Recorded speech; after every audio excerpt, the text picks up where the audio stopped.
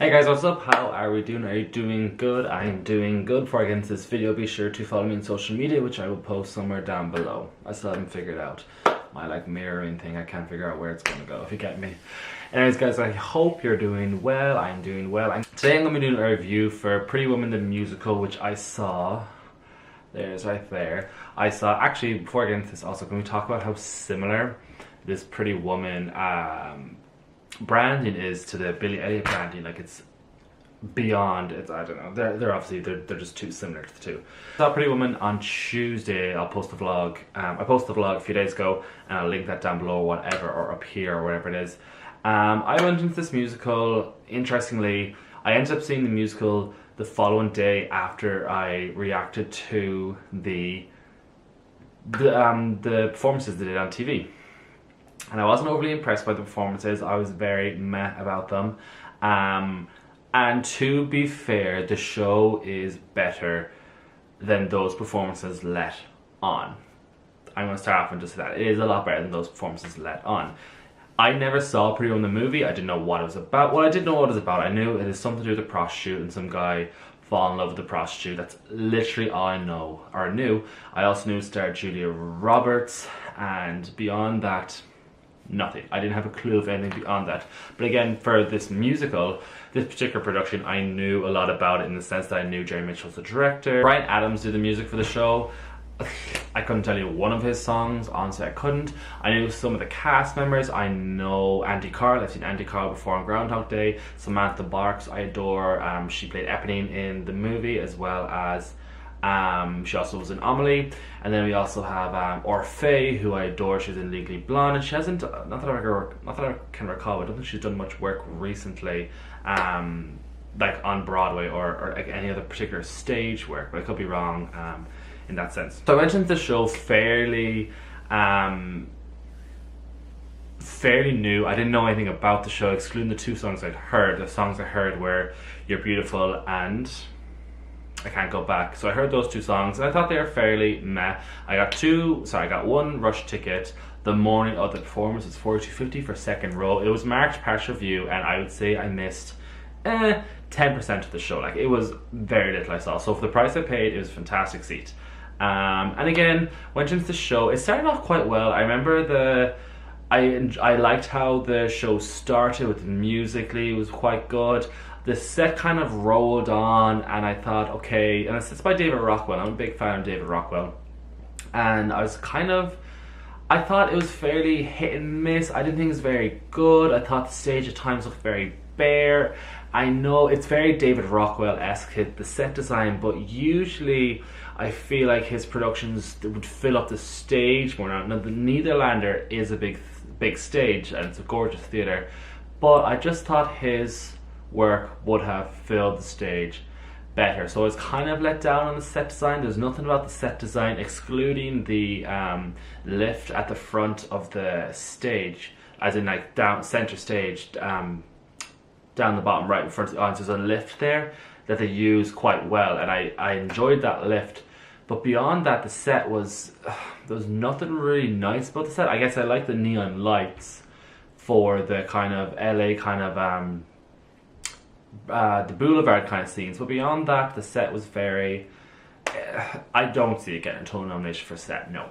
The music was quite good. Bryan Adams' music, yeah, do you know what? For his first attempt, it wasn't that bad. Now, I do think the music was very thematic, in the sense that, like, it didn't feel modern. It felt like you were listening to an album from 20 years ago or 30 years ago. Like, it did have that kind of vibe to it where it felt old school. So I'll give him credit for that. The songs are actually not that bad. I was expecting worse, if I'm being honest. So the first number, I'm just looking at the playback again here. So some of the songs I remember, Welcome to Hollywood, the opening number was quite good. Anywhere But Here, I did like that one, sung by Samantha Barks. I really liked that one. Rodeo Drive, the one for Orfeh. It showed off Orfeh's vocals, but beyond that, I was like, this song just isn't really great. And I kind of feel, obviously I haven't seen the movie, so I don't know her character. Her character plays, Orfeh plays Kit. But I know that, or I feel like that they very much like did their best to make the character as big as they could for Orfeh, because I don't know if the character is just smaller in the movie, I presume so. And then the last number of the thing of Act 1 is You're Beautiful, which is the number I react to, and that does work a lot better on stage as opposed to the live performance, which I reacted to. The opening number for Act 2, Welcome to Our World, More Champagne, I thought was pretty meh.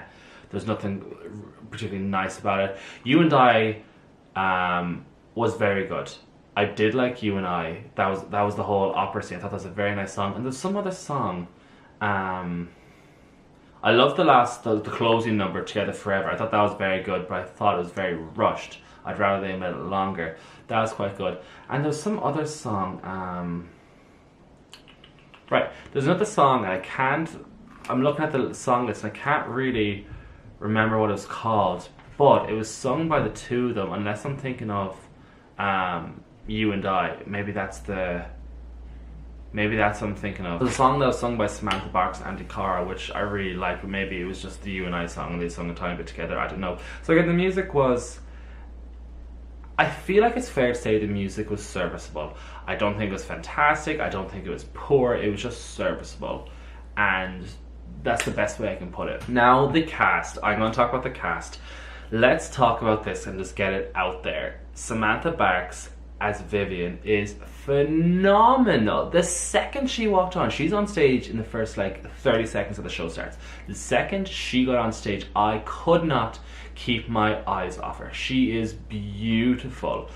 I could stare at her all day. She was wearing this blonde wig at the start of the show and she looked gorgeous, and then she takes that wig off and she's got this, probably something iconic in the movie that I don't know about, but then she takes off the blonde wig, she puts on this brunette wig, and she was just, her voice was fantastic. She had, her acting was great, her accent was on point.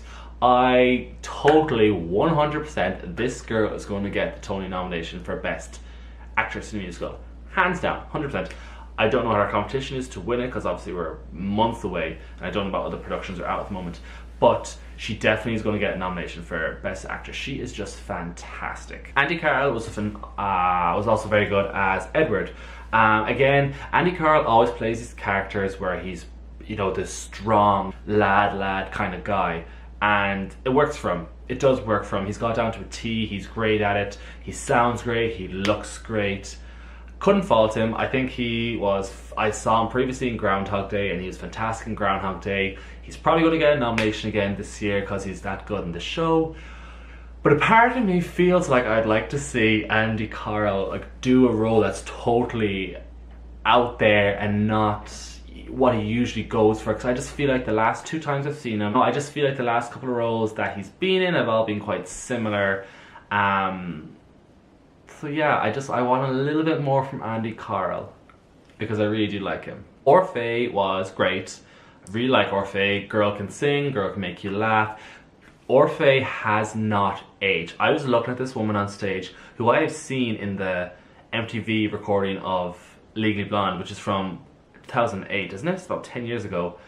And she looks the exact same. Whatever she's doing, whatever she's applying to her skin, whatever medication she's taking, give me some. Because if I can change that little to none in 10 years, I'll be doing well. But she was great. I thought she was fantastic. With the role she had, because her role, there wasn't much given to her.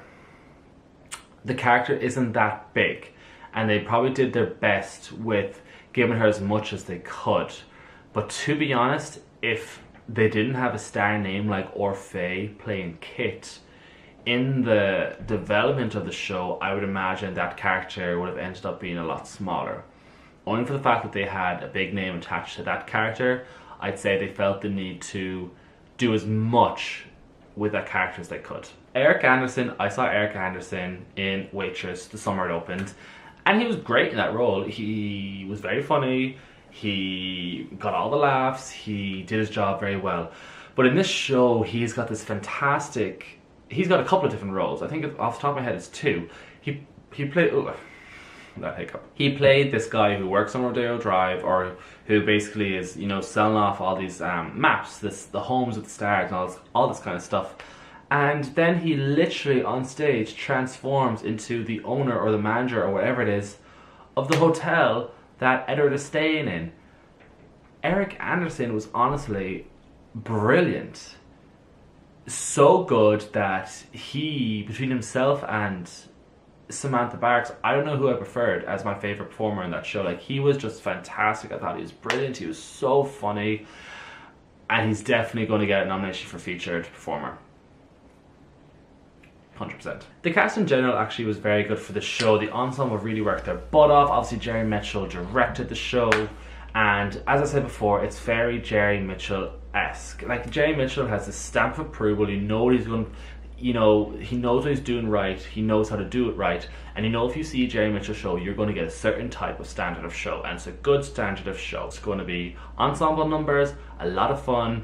You're going to smile. Might not be there might not be too deep of a meaning behind the show, but they're going to come out of it smiling. So overall, I did enjoy this show. I thought the music was serviceable. There was some nice catchy numbers in there. I thought Jerry Mitchell did a good job of making the show as fun as possible. I thought the set design was a little bit weak. I thought the cast was very, very strong overall.